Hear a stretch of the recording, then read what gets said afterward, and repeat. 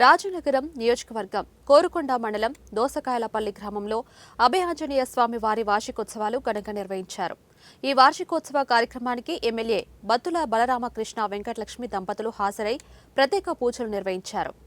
ఈ సందర్భంగా జరిగిన అన్నదాన కార్యక్రమంలో ఎమ్మెల్యే దంపతులు పాల్గొన్నారు.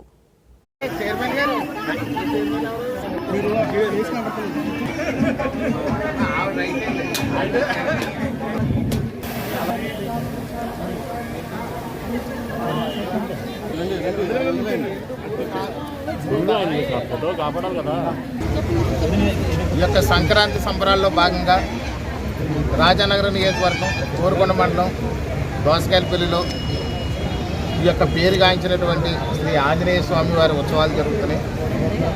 వీరు ప్రతి ఏటా కూడా సంక్రాంతికి వివిధ చోట్ల హైదరాబాదు, చెన్నై, బెంగళూరు ఇలాగ మహానగరాల్లో నివసించే వారందరూ కూడా సంక్రాంతికి ఈ దోసకాయలపల్లి గ్రామం వస్తుంటారు.